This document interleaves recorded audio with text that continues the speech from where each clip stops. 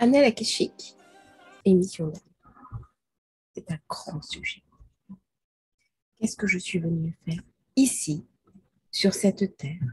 Qu'est-ce que mon âme doit incarner? Qu'est-ce que je dois découvrir?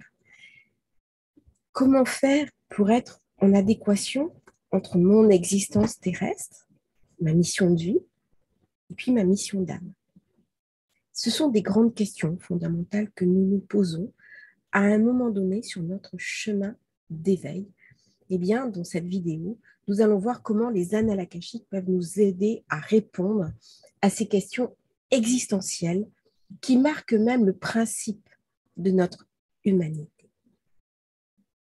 Un certain nombre de personnes ne se posent pas la question de savoir ce qu'ils sont venus faire sur Terre, ne se posent pas la question du sens même de leur vie. Ils sont en vie. Et ils ont un travail, ils ont une famille, ils ont des amis, ils ont pourtant des aspirations. Et ces aspirations-là leur suffisent. Et puis un jour, à l'occasion d'un problème de santé, d'un accident, d'un divorce, d'une séparation, d'un événement de vie, eh bien, quelque chose va s'intercaler. Et ce quelque chose, c'est comprendre le sens de sa vie. Qu'est-ce que je suis venue faire ici? Quel est le but de mon existence? Ça, c'est la première étape. Et la deuxième étape, eh bien, je réalise que j'ai une âme. Je réalise qu'il y a quelque chose au-dessus de moi qui est plus grand que moi, quelque chose qui commence à m'habiter, quelque chose qui est de l'ordre de l'appel. On appelle ça l'éveil spirituel. Et dans ce chemin d'éveil, dans ce chemin d'appel, où je m'ouvre à plus grand que moi, où je m'en remets à plus grand que moi, eh bien, j'éprouve le besoin de me relier à cette part la plus sacrée de moi-même, qui est mon âme, qui est cette âme infinie, cette âme éternelle, cette âme absolue qui est venue vivre sur Terre un grand voyage et incarner une expérience. Alors, qu'est-ce qu'elle est venue faire ici? Qu'est-ce que le chemin de l'âme nous raconte? Eh bien, c'est cela, la mission d'âme. J'ai publié un texte ce matin sur justement les annales akashiques et la mission d'âme. Et une jeune femme avec qui j'ai un certain nombre de partages actuellement, nous sommes assez proches, j'interviens sur son groupe, elle intervient sur le mien, m'a posé cette question en me disant « j'ai besoin de comprendre. Si je ne comprends pas, je n'avance pas. » Elle a parfaitement raison. Au début du chemin, nous avons besoin de mentaliser, nous avons besoin de comprendre, nous avons besoin d'analyser pour avancer dans l'expérience. C'est en ça que les annales akashiques sont précieuses parce qu'elles nous permettent justement de nous connecter avec cet espace divin où nous allons aller pour trouver des réponses. Dans les annales akashiques, on se connecte avec notre guide de lumière. La reconnexion est très forte. C'est un moment qui est très puissant. Je vois souvent en rendez-vous des personnes qui sont un petit peu dubitatives, qui viennent là un petit peu, comment dirais-je, qui ne sont pas totalement convaincues, ni par ce qu'elles vont faire, ni par ce que je fais moi, et qui se font complètement surprendre lorsqu'elles se connectent à leur guide. Elles sentent que c'est vrai. Elles sentent qu'elles ont vécu quelque chose. Elles sentent qu'il y a vraiment quelque chose qui se passe, quelque chose de très puissant. Et là, il y a quelque chose qui s'ouvre. C'est la première chose que l'on va vivre dans les annales akashiques. La deuxième chose, c'est la réponse à nos questions fondamentales. Alors, il y a d'autres choses qu'on vit dans les annales akashiques, comme du soin, comme mettre un terme à certains contrats, comme mettre un terme à certains problèmes, à des liens toxiques, se reconnecter à son âme. Tout ça, c'est différentes choses qu'on fait dans les annales akashiques. Et la mission d'âme, c'est une question fondamentale que beaucoup de personnes nous posent. C'est quelque chose qui nous habite. Et nous n'avons pas assez d'une vie pour y répondre positivement. La mission d'âme, c'est quelque chose que l'on retrouve sur plusieurs vies, que l'on expérimente. J'ai une lumière sur mes lunettes, ça me pose problème, je vais essayer de baisser le capot. Je suis désolée, c'est du direct. une petite lumière, je pourrais la mettre peut-être sur le troisième œil, je vais essayer de m'amuser avec. Et donc, là, c'est encore pire. Et donc, il faut parfois plusieurs vies pour expérimenter la mission d'âme. Plusieurs vies pour apprendre, comprendre, intégrer, expérimenter et diffuser. Tout ça, c'est de la mission d'âme. Quand j'apprends ma mission d'âme, quand je découvre ma mission d'âme, eh bien, on est dedans. Quand je l'expérimente, on est dedans. Quand je l'intègre, on est dedans. Et quand j'y réponds favorablement, on est dedans.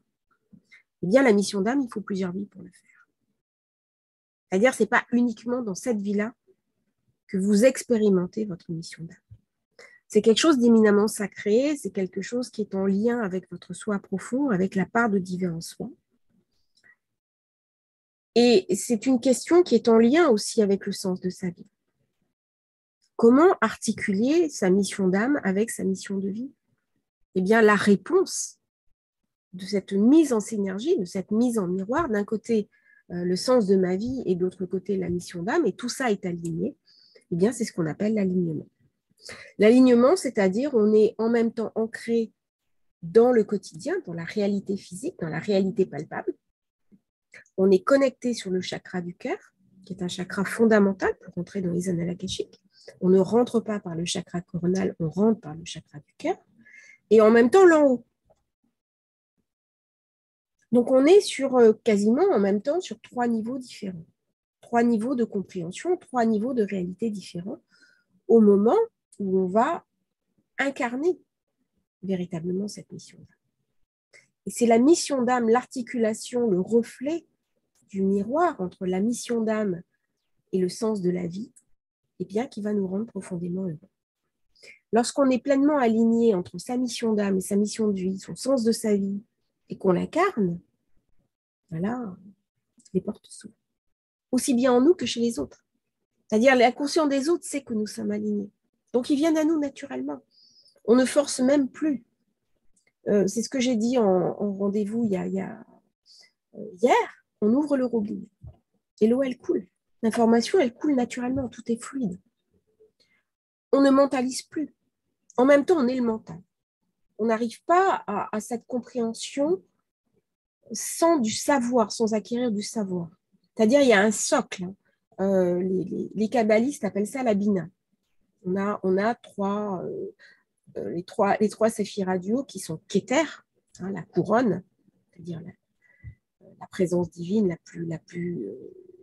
la plus pertinente, la plus ineffable. On a Bina, qui est sur la gauche, la Bina qui est l'intelligence, et la Horma qui est la compréhension, la sagesse. La compréhension du tout, la sagesse du tout. Mais avant, il faut passer par la Bina. La Bina, c'est l'intelligence, c'est la recherche.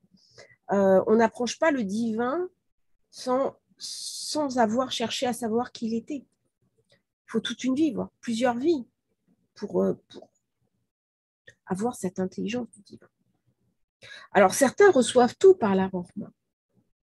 Le problème, quand on reçoit tout par la Rohma, c'est comment on va le faire descendre. Et là, il peut y avoir des conséquences. C'est-à-dire qu'à un moment donné, le savoir, c'est une chose. L'incarner dans le concret, c'en est une autre.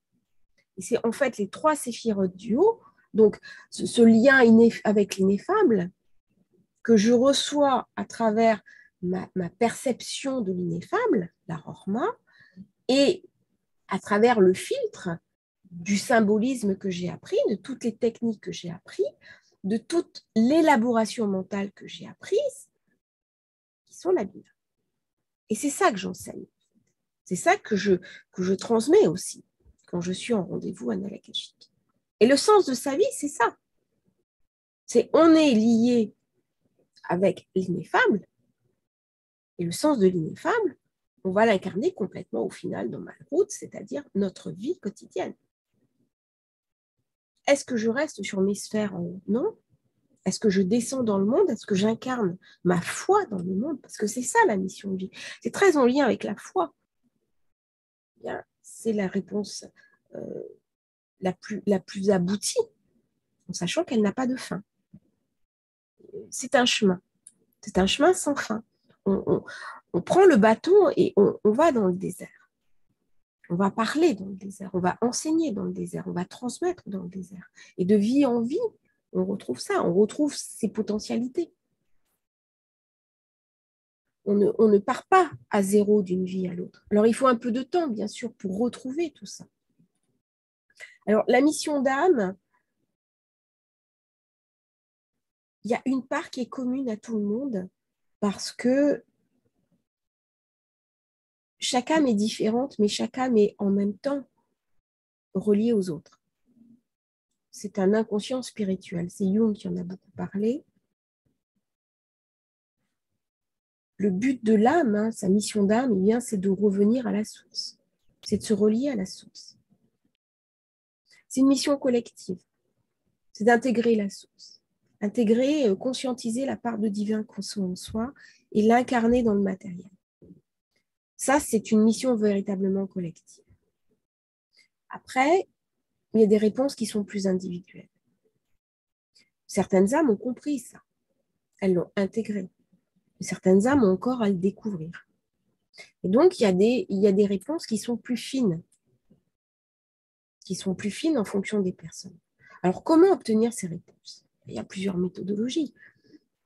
Il y a la méditation, il y a les synchronicités, il y a la prière, il y a les lectures, et puis il y a les annales akashiques. Alors, les annales akashiques, c'est un peu l'ascenseur. C'est-à-dire, on va directement dans le divin, on se connecte avec le divin, on change de monde, et on va chercher des réponses. Alors, ces réponses, je vais vous parler 5 minutes des annales akashiques. J'avais préparé quelque chose qui est la pyramide de Maslow.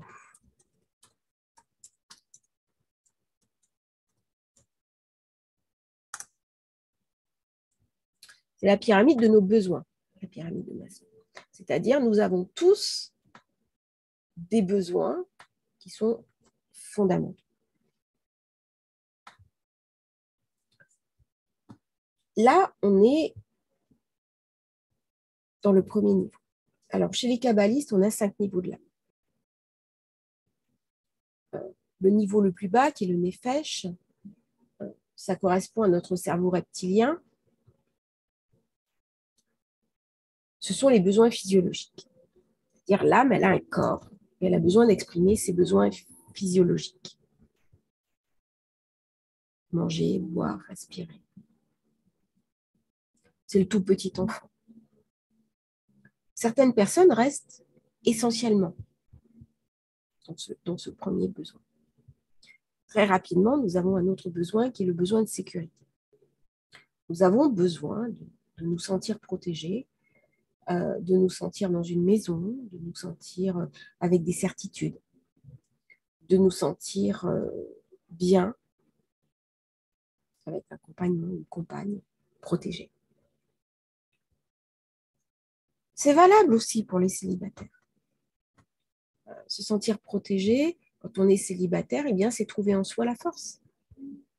C'est-à-dire, on va trouver le complément indispensable en soi. Pas un problème, ce n'est pas forcément lié au couple. Ensuite, on a un besoin d'appartenance. J'ai besoin de me relier au clan, j'ai besoin de savoir d'où je viens, j'ai besoin de me relier à ma famille, à mes amis, à un groupe d'âmes. Alors, ce qui est valable au point de vue de la famille, c'est valable aussi pour les âmes. Les âmes, elles ont besoin de se relier. J'ai un besoin d'estime, c'est-à-dire j'ai besoin de me respecter. J'ai besoin de savoir que ce que je fais a du sens. Là on arrive dans la pyramide de Maslow sur le sens de sa vie et sa mission d'âme. Sur le dernier niveau, eh bien, j'ai besoin d'accomplissement. Et là, sur le dernier niveau, eh bien, on monte.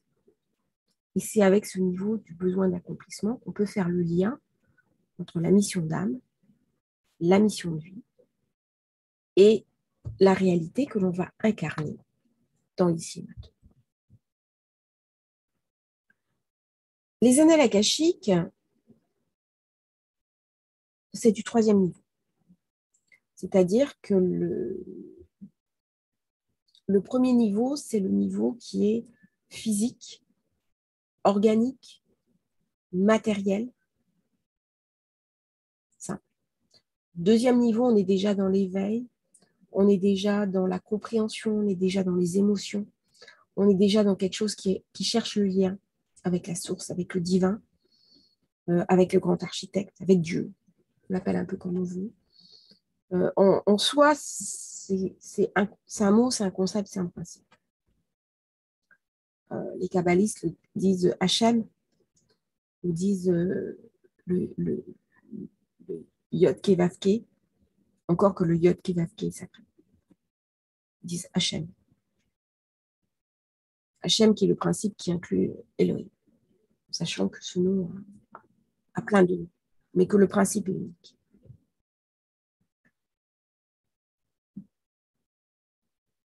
Et lorsqu'on monte, eh bien, sur les annales akashiques, on change de niveau.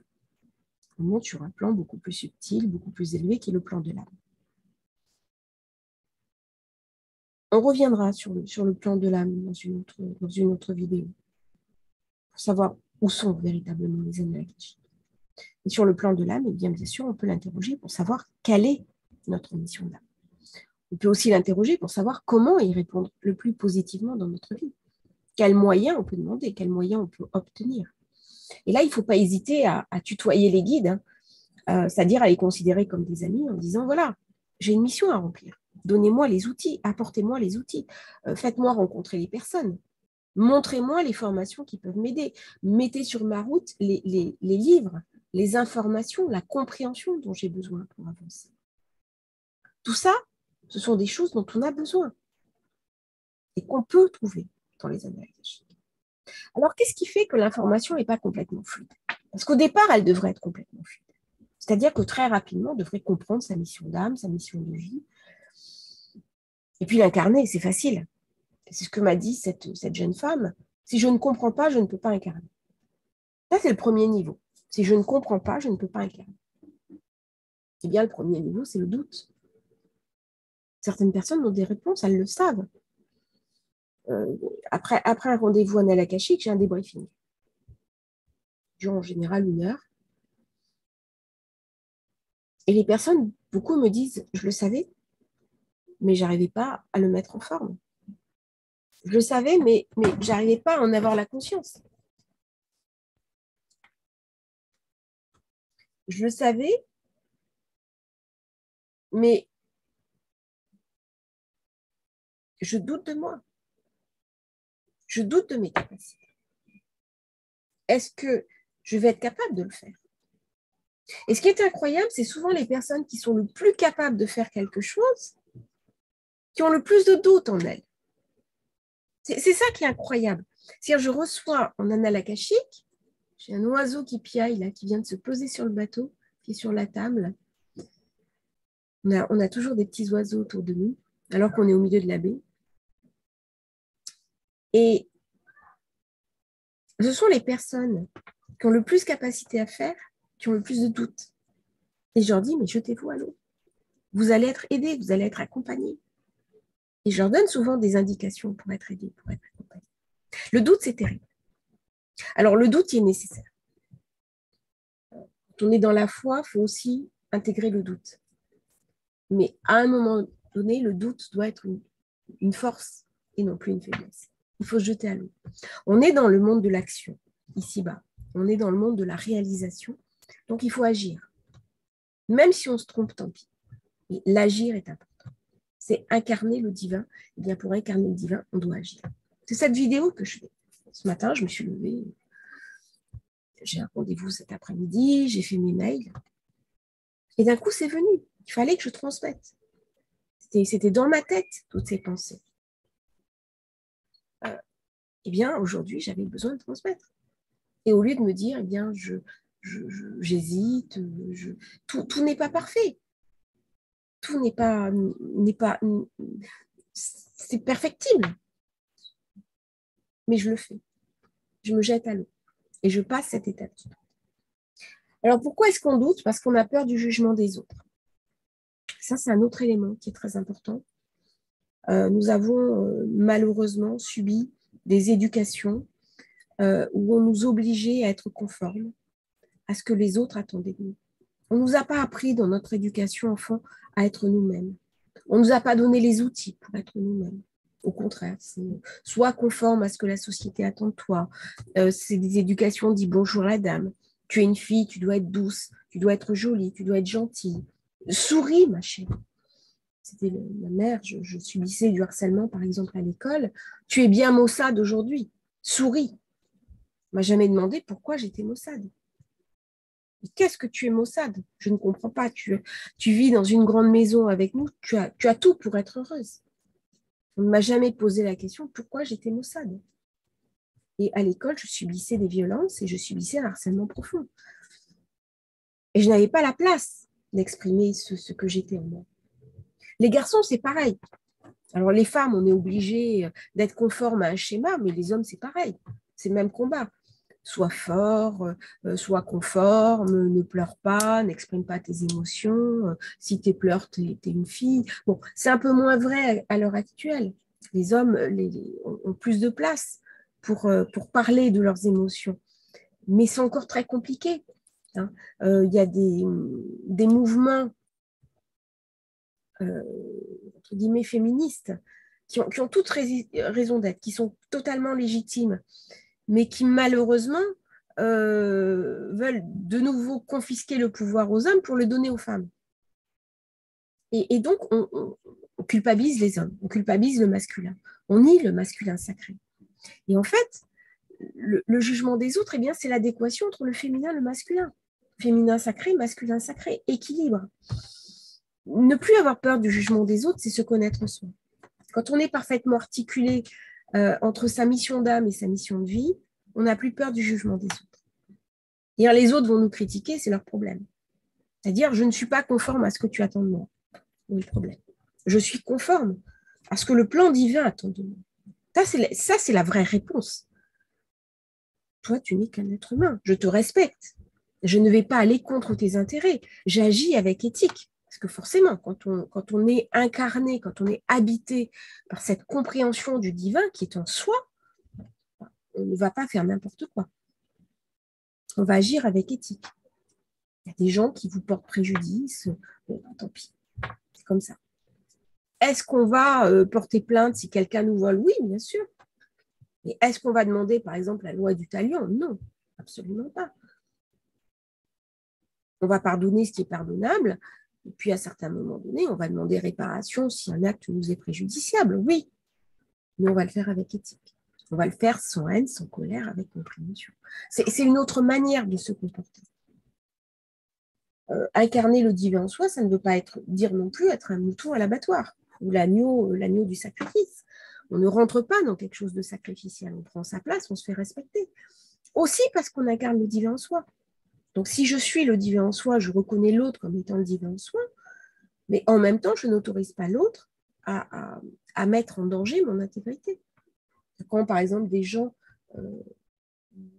critiquent ou attaquent violemment mes croyances, ben, soit je ne réponds pas, soit si ça met en danger véritablement mon intégrité, eh bien, je pose mon intégrité. En disant, moi, je ne critique pas ta manière d'être, ton matérialisme extrême, ne critique pas ma foi. Ma foi, elle ne te porte pas préjudice. Donc, respecte simplement ce que je suis, comme je suis capable de respecter ce que tu es. C'est ni plus ni moins qu'une question d'intelligence. On passe même pas par la sagesse. C'est juste de l'intelligence de l'habitat. Donc, à un moment donné, quand on est persuadé être habité par cette foi immanente, eh bien, le jugement des autres, il reste à la porte. Pas facile au début. Au début, on se dit, oh là là, pourquoi je vais passer? Pourquoi je vais passer? Eh bien, en fait, ça se passe très bien. Moi, j'ai une amie qui m'a dit, oh là là, si tu t'affiches pour ce que tu es, c'est du suicide social. Non, pas du tout. Pas du tout. J'ai même des gens totalement matérialistes avec qui j'en ai parlé qui m'ont dit, bah, j'aimerais bien tenter l'aventure avec toi. J'aimerais bien faire un rendez-vous à Nalakashik avec toi. Pourquoi pas? Il y a mille et une manières d'accepter le jugement des autres. Et puis, des fois, il y a des certitudes aussi. Des gens dont on penserait qu'ils peuvent être très ouverts de par leur expérience, en fait, vont être très fermés, très jugeants, alors que d'autres personnes, très dans le matériel, vont être au contraire très ouvertes. C'est la bina. Donc ça, c'est le deuxième point qui peut bloquer aussi la compréhension et surtout la mise en application de la mission. Alors, un troisième point qui est difficile, c'est la maladie. Quand on est vraiment malade, qu'on ne peut plus bouger, qu'on est dans un corps de souffrance, que l'on souffre énormément, ou que nos enfants souffrent énormément, eh bien là, ce n'est pas le moment pour vivre sa mission de vie. Ce n'est pas le moment pour vivre sa mission de vie.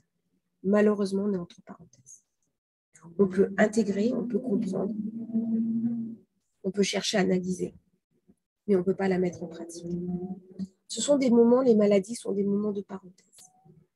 On dit souvent des enfants, quand ils ont une maladie juvénile, qui passe un cap. Eh bien, adultes, c'est pareil. De maladie en maladie, on passe un cap, on passe une. Il faut juste accepter que être en adéquation avec sa mission de vie, ce n'est pas en permanence. Il y a un moment donné, ça commence à l'être en permanence. Et là, à ce moment-là, on ne tombe plus malade.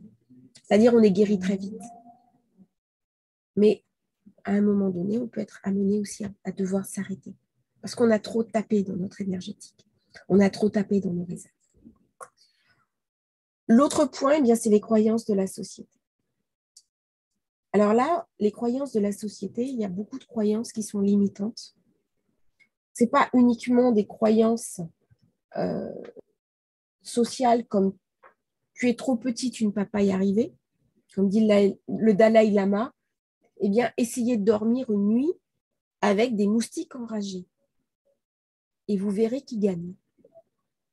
Tu n'es pas le plus grand. Tu n'es pas le plus grand.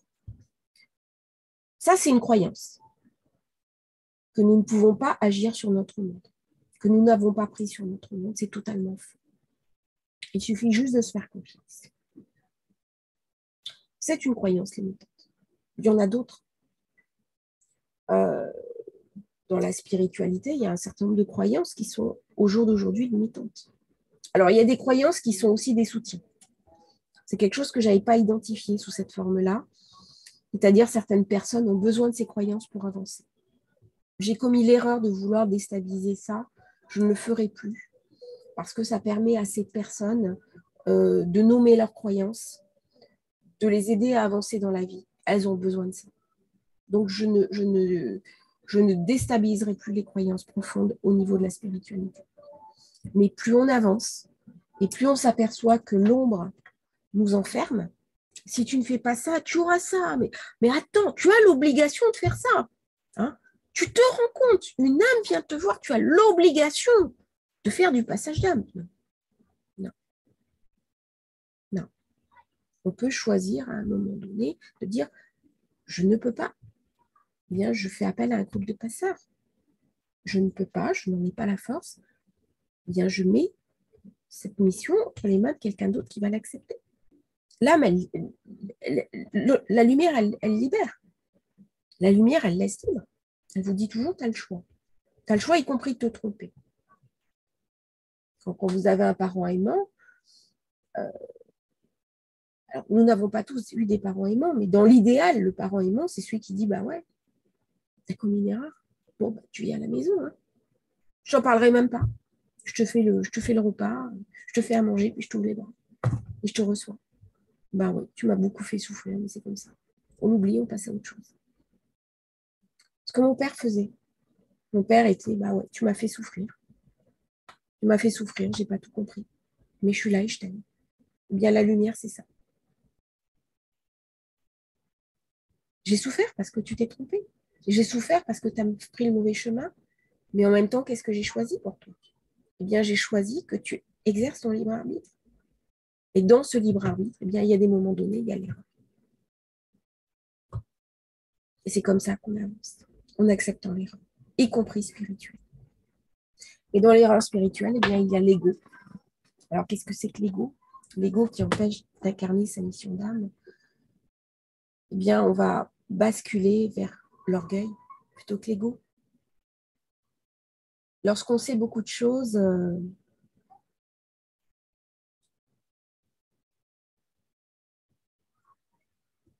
nous avons la compréhension de ce que nous savons, mais nous en avons aussi la charge, le poids, et de rester simple par rapport à ce que nous savons. Bien sûr, nous avons lu beaucoup de livres, appris des meilleurs, parcouru le monde sur les traces de la sagesse ultime, médité dans les endroits les plus sacrés du monde. Et pourtant, ce qui en ressort, c'est l'image de ces pères du désert qui marchaient seuls sous le soleil avec un bâton et un petit peu d'eau. C'est l'image la plus sage qui soit, parce qu'ils partaient avec rien, ils étaient uniquement dans la confiance, et s'ils ne rencontraient pas le bédouin sur le chemin, eh bien ils mouraient de faim et de soif et d'épuisement. Eh bien, le chemin de la sagesse, le chemin de la rencontre avec le soi divin, c'est ça. C'est une allégorie. C'est savoir que nous ne partons avec rien et que nous allons rencontrer celui qui va nous abreuver, que nous allons rencontrer celui qui va nous nourrir. Nous avons en nous cette parcelle de divin et nous allons la faire rayonner. Et c'est ce rayonnement qui va faire venir à nous les autres qui ont besoin de boire. Et à ce moment-là, il y a celui qui marche dans le désert devient une oasis. Et tout le monde vient boire à l'oasis. Parce que beaucoup de personnes ont soif. Il y a beaucoup de mirages dans le désert. Il y a beaucoup de fausses oasis. Quand on s'en approche, eh bien c'est un mirage, ça s'éloigne. Mais le sage dans le désert, c'est Moïse avec son bâton. À un moment donné, il prend le bâton, il va frapper la roche et l'eau va jaillir. Et tout le monde va pouvoir boire. Les femmes, les hommes, les enfants, les chameaux, les chèvres, tout le monde va boire à l'oasis. Eh bien, nous sommes tous en potentialité cette oasis. Et là, il n'y a plus d'orgueil. Il y a simplement ce lien entre le soi divin et ce que j'apporte au monde. Juste ça. Et là, on est dans la confiance totale. On est dans la confiance. On sait qu'on sera aidé, on sait qu'on sera porté. On sait que à la fin de nos jours, on aura vécu beaucoup de belles choses et qu'on pourra se présenter devant la source, remplie de lumière, des lumières qu'on aura données, des lumières qu'on aura diffusées, de cet amour immanent que l'on aura simplement émané au monde. Ça ne veut pas dire qu'on renonce à toute chose matérielle. Ça ne veut pas dire qu'on devient un moine. Ça veut dire simplement que certaines choses n'ont plus d'importance. On ne se définit plus par rapport à ce que l'on possède ou ce que l'on ne possède pas. Bien sûr, pour se déplacer, on a besoin d'une voiture. Bien sûr, en fin de mois, on a besoin d'argent pour payer nos factures. Bien sûr, il est plus confortable d'avoir une maison un peu confortable, un bout de jardin pour faire ses légumes. Mais nous savons, quand nous sommes habités, que la providence y pourvoira. Et là, je vais parler véritablement de providence. On appelle ça la divine providence. Et donc, l'orgueil tombe. Il n'y a plus d'orgueil, puisqu'on est au service du divin. Il y a de la fierté. Mais ce n'est plus de l'orgueil. Et surtout, il y a une immense simplicité. C'est-à-dire, on s'aperçoit aussi de tout ce qu'on ne sait pas. On réalise l'immensité de la tâche. On découvre de nouveaux apprentissages. On se dit, mais je n'aurais pas assez d'une vie pour apprendre ça. Je suis au tout début. Et c'est ça qui nous porte. Le dernier point qui nous empêche de réaliser notre mission d'âme, eh bien, c'est la culpabilité. La sensation d'avoir commis une faute, comme si nous étions coupables de tout, simplement parce que nous avons un corps et un habit de chair. Malheureusement, certaines croyances ont laissé des séquelles.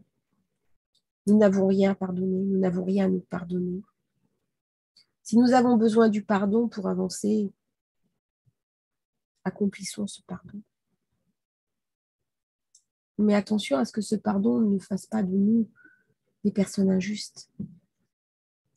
Je crois qu'à la culpabilité et au pardon, je préfère dire les mots, pour ce qui me concerne, d'éthique et du sens du juste.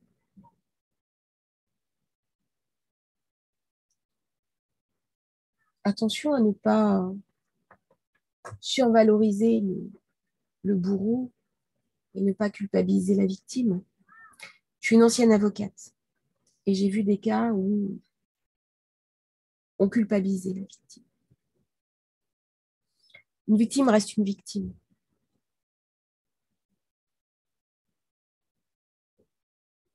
Pour sortir malheureusement de cet état de victime, eh bien, elle a besoin de temps en temps de réparation. Dans l'arbre de la Kabbale, il y a deux piliers. Il y a le pilier de droite et le pilier de gauche. Le pilier de gauche, c'est l'amour, un amour immanent. Et le pilier de droite, c'est la rigueur. Et il y a une séphira qui s'appelle Gvura, qui est la séphira du jugement. Eh bien oui, quand quelqu'un a commis un acte préjudiciable à d'autres personnes, il doit être jugé, y compris par les hommes. Il y a des lois. Tout n'est pas autorisé, tout n'est pas permis.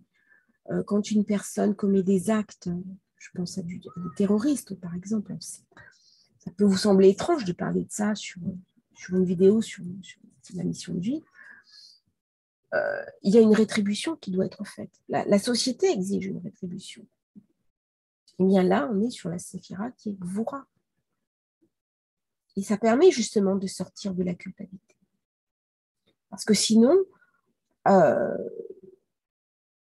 où est le sens du juste? Et pour sortir de la culpabilité, à un moment donné, il faut réclamer le sens du juste. Quand les femmes, par exemple, sont maltraitées parce que femmes, lorsqu'elles sont victimes de sexisme, où est le sens du juste?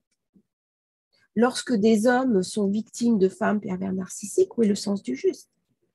Donc, quand on est face à l'autre et face à soi, pour sortir de la culpabilité, c'est dire qu'est-ce qui est juste? Et à un moment donné, demander aussi la rétribution du juste.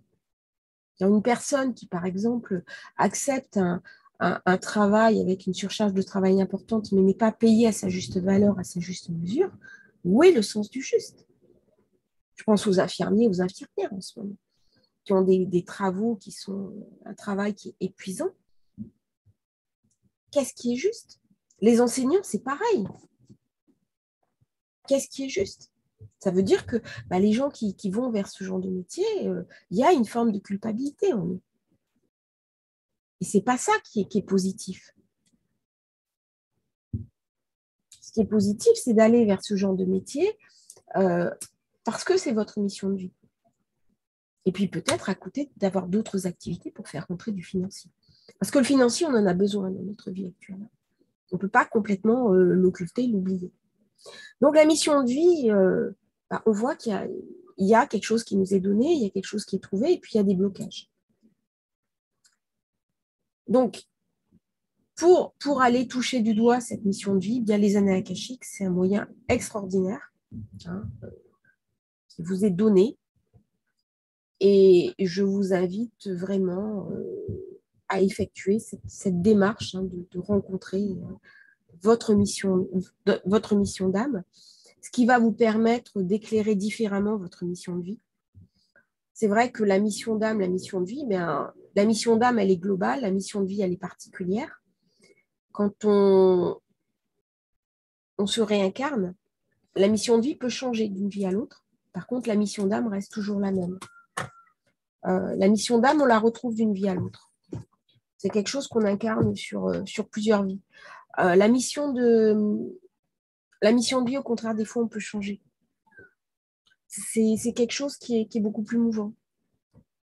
C'est cette vie-là. Qu'est-ce que je dois en faire? Alors, des fois, mission de vie, on la retrouve sur plusieurs vies. Surtout sur des âmes qui ont beaucoup avancé, beaucoup évolué. Elles reviennent un petit peu. C'est comme si la première mission de vie n'était pas achevée. Elles reviennent dans une incarnation qui va leur permettre de réachever la mission de la vie précédente, en publiant des travaux supplémentaires. Je pense à des travaux, par exemple, de chercheurs en médecine, des travaux de chercheurs en physique quantique, en mathématiques, en cabale aussi. On a l'impression que une âme, elle revient, puis elle reprend le travail antérieur. Hein, elle reprend là où elle s'en était arrêtée. Et puis elle avance comme ça. Voilà. Mais écoutez, j'espère que ça vous aura intéressé, cette vidéo sur mission d'âme et annales akashiques. Il y a encore beaucoup de questions. Si vous avez envie de les poser, vous les posez en commentaire. Et puis, n'hésitez pas, si vous voulez vivre une découverte de vos annales akashiques et être guidé par Maëva Drénier, par Maëva Deher, eh bien, j'aurai beaucoup, beaucoup de plaisir à vous amener dans vos propres annales akashiques pour vous aider par une lecture à découvrir votre mission d'âme et éclairer ça en même temps par ma mission de vie. Belle journée à tous, plein de belles lumières et namasté.